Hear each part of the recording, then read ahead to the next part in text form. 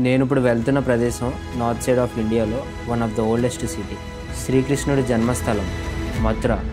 ఇది యమునా నదికి ఆనుకొని ఉన్న ఊరు.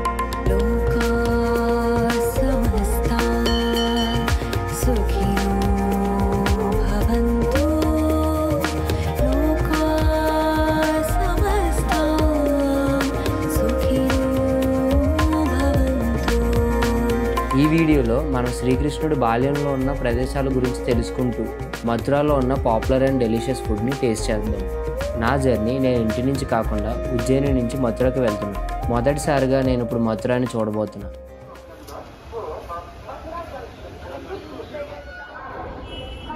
మథుర స్టేషన్ బయటకు వచ్చిన తర్వాత ఆటోలు అయితే చాలా చూశాను. బృందావన్కి వెళ్ళడానికి, విశ్రామ్ ఘాట్కి వెళ్ళడానికి, ప్రతి చోటకి ఆటోలు అయితే ఇక్కడి నుంచి డైరెక్ట్గా దొరికేస్తున్నాయి.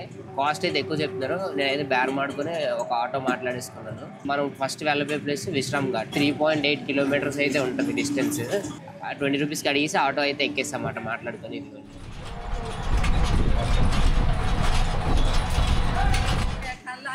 ఇది విశ్రామ్ ఘాట్ ఎంట్రన్స్. లోపలికి అయితే ఎంటర్ అవుతున్నాము. Devotional vibe, sunrise. ఈ విశ్రామ్ ఘాట్లోని శ్రీకృష్ణుడు ఎలా వచ్చి ఇక్కడ విశ్రాంతి తీసుకున్నాడో, తిరిగి 2 రోజులుగా కంటిన్యూగా ఫుల్ ఒళ్ళనొప్పులు ఉన్నాయి. ఇక్కడికి వచ్చి నేను కొద్దిసేపు విశ్రాంతి తీసుకుంటుంటే అక్కడ ఉంది వ్యూ, సన్ రైజ్.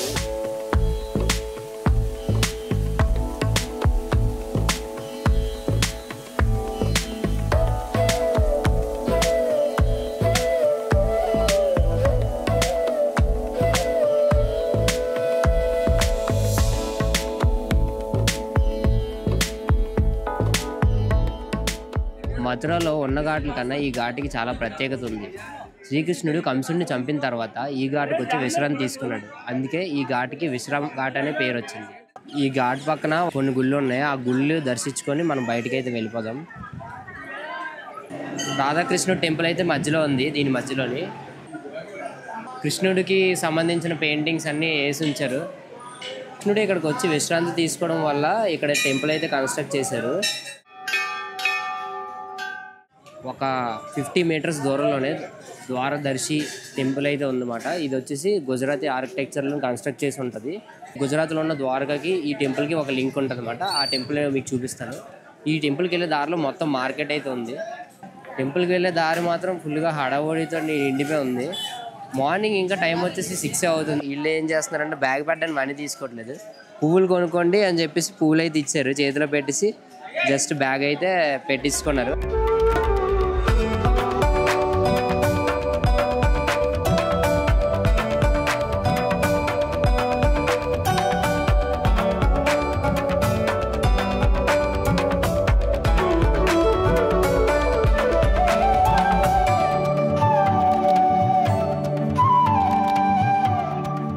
గుడి దర్శనం అయితే మాకు చాలా బాగా జరిగింది.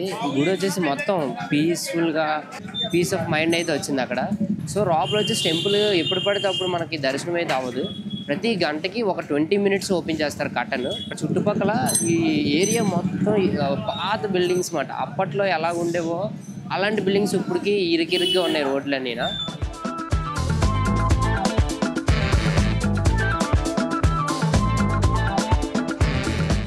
ఇక్కడైతే మేము ఫేమస్ అని చెప్పేసి కచోడి తినడానికి అయితే వచ్చాము.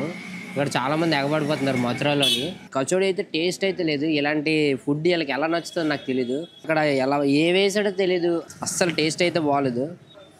ఆ షాప్ నిండా జనాలు ఎలాగున్నారో, మిగతావి వీలైతే వేరే ఐటమ్స్ కూడా ఉన్నాయి. పాపులర్ అని ఎగబడుతున్నారు కానీ అక్కడ అసలు టేస్టే లేదు. వేరే షాప్లో అయితే టేస్ట్ చేద్దాం. ఇంకా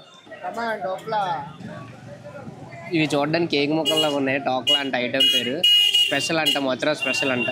ఎలా ఉందో చూడాలి. కేక్ ముక్కల్లాగా ఉన్నాయి. ఏదో చట్నీ వేసాడు, పర్లేదు కానీ తినలేము. ఎంత ఏదో టేస్ట్ పర్లేదు చెప్పుకోవడానికి అంతే. ఏదో నోట్లోకి వెళ్తుంది. మరి అంత కచోడి అంత చండాలంగా అయితే లేదు.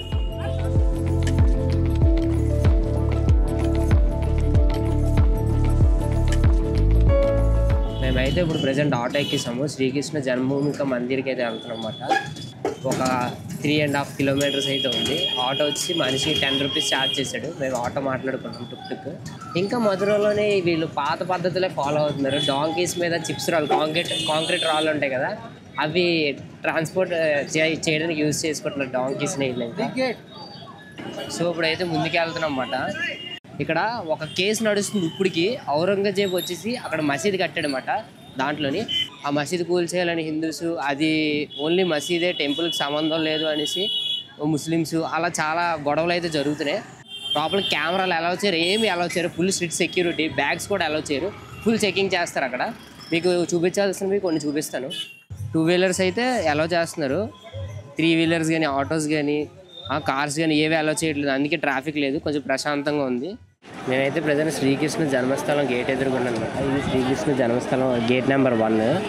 కృష్ణుడు పుట్టిన ప్లేసు జైలు లాగా ఎంత నీట్గా కన్స్ట్రక్ట్ చేశారంటే సూపర్ అసలు. ఇది ఎవరనుకున్నారు, కృష్ణుడు వాళ్ళ మనవడు కన్స్ట్రక్ట్ చేస్తే ఔరంగజేబు వచ్చి డిస్ట్రాయ్ చేస్తాడు మా టెంపుల్ అప్పట్లో. మళ్ళీ అది రీబిల్డ్ చేసి కట్టారు. సో ఈ టెంపుల్ మాత్రం చాలా బాగుంది. మీరు మాత్రం వస్తే ఏది కాకుండా ఫస్ట్ చూడాల్సింది ఇది అన్నిటికన్నా. అంటే నేను చూసే కొద్దీ మధురలోని ప్రయారిటీ దీనికి ఇవ్వాలి అనిపిస్తుంది, కానీ అన్నీ ముఖ్యమైనవే. అక్కడ ఒక మసీదు కట్టారు. మసీదు నేను యాక్చువల్లీ చిన్నది ఉంటుంది అనుకున్నాను, కానీ అది చాలా పెద్ద మసీదు ఉంది. అక్కడ ఫుల్ సెక్యూరిటీ, ఎక్కడ చూడలేనంత సెక్యూరిటీ నేనైతే అక్కడ చూశాను. ఎందుకు రీజన్ ఏంటంటే బ్యాగ్స్ కానీ మొబైల్స్ కానీ స్మార్ట్ వాచెస్ ఏవి అలౌ చేయరన్నమాట. ఎందుకంటే అక్కడ ఇష్యూస్ ఆల్రెడీ కోర్టులో నడుస్తున్నాయి. ఆ ఔరంగజేబు వీళ్ళని తెలుసు కదా, అన్ని దూల పనులు చేసేవాడిని. ఇక్కడి నుంచి మనం వెళ్ళబోయే ప్రదేశంలో రాధే రాధే అనే స్లోగన్స్ వినిపిస్తాయి. మన శ్రీకృష్ణుడు చిలిపి చేష్టలకి ప్రసిద్ధైన ప్రదేశం. ఇక్కడ హోలీ అలాగే జన్మాష్టమి ప్రపంచంలోని ఎక్కడా జరగలేని రీతిలో జరుపుకుంటారు. మనమైతే ఆ టైంలో నెక్స్ట్ టైం రావడానికి ట్రై చేద్దాం. తెలుగు వాళ్ళని అన్నయ్య వాళ్ళని కలిసాము. సో అన్నయ్య వాళ్ళు మన పక్కన ఉన్నారు. హాయ్, నా పేరు సందీప్. నీ పేరు అన్నయ్య? నరేష్. ఈ అన్నయ్య పేరు నరేష్, హైదరాబాద్. హాయ్ శ్యామ్. అందరిది హైదరాబాదే. ముగ్గురు హైదరాబాద్ నుంచి వచ్చారు. ఇప్పుడు వెళ్ళిపోతున్నారు రిటర్న్. మళ్ళీ చార్ధామ్ యాత్ర చేస్తారు. ఫస్ట్ కేదార్నాథ్ అన్నయ్య, కేదార్నాథ్ వెళ్తున్నారు. ఇక లగేజ్ ఎంత లగేజ్ ఉందో ముగ్గురు దగ్గర. లగేజ్ మళ్ళీ పైన పెట్టాలి. ట్రెక్కింగ్ జాగ్రత్త. Bye bye. Bye bye bye bye. మనకి ఎక్కడికి కలిసినా ఫ్యామిలీలో కలిసిపోతారు అన్నమాట. సో మన వాళ్ళని పంపిస్తాను. ఇప్పుడు వరకు మనతో పాటు కలిసి తిరిగారు, చక్కగా ట్రావెల్ చేసాం. సరే ఇప్పుడు మనం బాల్య బిహారీ టెంపుల్కి అయితే వెళ్దాం అన్నమాట. బాల్యంలోని కృష్ణుడు అక్కడ ఆడుకునేవాడు, అంటే అక్కడ పెరిగాడు అన్నమాట బాల్యంలోని. టీకే.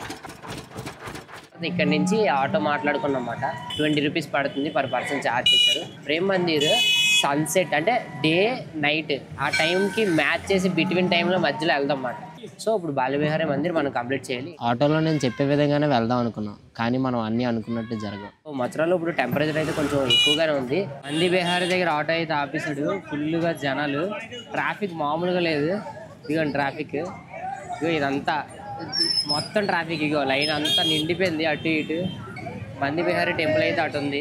ఈ ఎండ చాలా గట్టిగా దంచేస్తుంది మనకి. సో దానివల్ల చల్లబడడానికి, బాడీ అంతా కూల్ అవ్వడానికి లస్సీ తీసుకున్నాను. బాగుంది, పుల్లగా తీగా.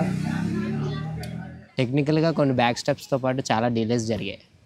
మనం బాల్విహారీ టెంపుల్ క్లోజ్ చేస్తారు, అది ఈవినింగ్ 4 o'clock ఓపెన్ చేస్తారు. అప్పటి వరకు ఇక్కడ దగ్గరలో ఉన్న రివర్కి వెళ్దాం. అక్కడ మనకి 2 పంజాబీస్ కనెక్ట్ అయ్యారు.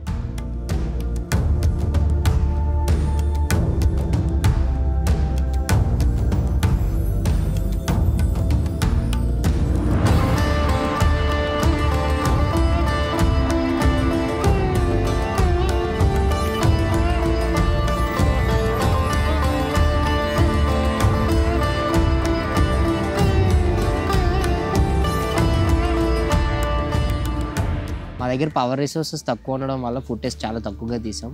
కొన్ని సిచ్యువేషన్స్లో మైక్ ఆఫ్ చేసి వాగేసా. ఇక్కడ ఇది వేరే సంగతి, పక్కన పడేది. మథురలో బాల్విహారీ టెంపుల్ విజిట్ చేసిన తర్వాత ప్రేమ్ మందిర్కి వెళ్దాం అనుకుంటే అక్కడి నుంచి ఇస్కాన్ టెంపుల్కి వెళ్దాము, అది హారర్ టైంలో చాలా బాగుంటుంది మన పంజాబీ వాళ్ళు చెప్పారు. సో వాళ్ళతో కలిసి నేను అక్కడ ఉన్న ఇస్కాన్ టెంపుల్ అయితే విజిట్ చేశాను. అక్కడ ఉన్న వైబ్ అయితే చాలా ఎనర్జెటిక్గా ఉంది.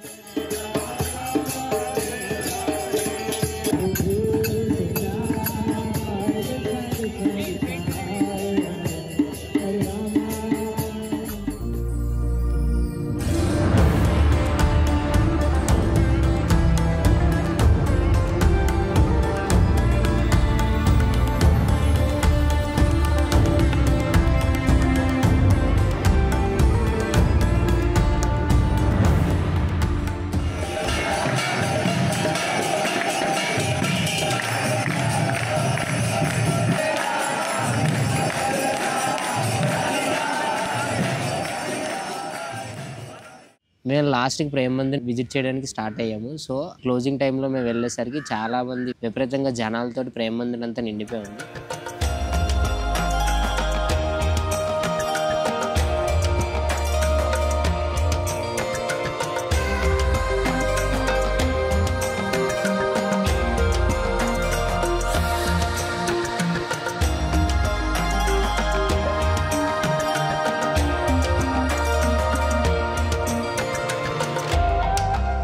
సో ప్రేమ మందిర్ అయితే చాలా బాగుంది. ఆ నైట్ టైం లైట్స్ తోటి చాలా బ్యూటిఫుల్గా కనిపించింది. సో రాధాకృష్ణుడు చిత్రపటాలు మంచి డిజైన్స్ తోటి అయితే చాలా బాగా డిజైన్ చేయబడింది అక్కడ. సో మేమైతే ఇప్పుడు రిటర్న్ వెళ్ళిపోతున్నాం. మథురాలో మా డే అయితే ఇలా ఎండ్ అయింది.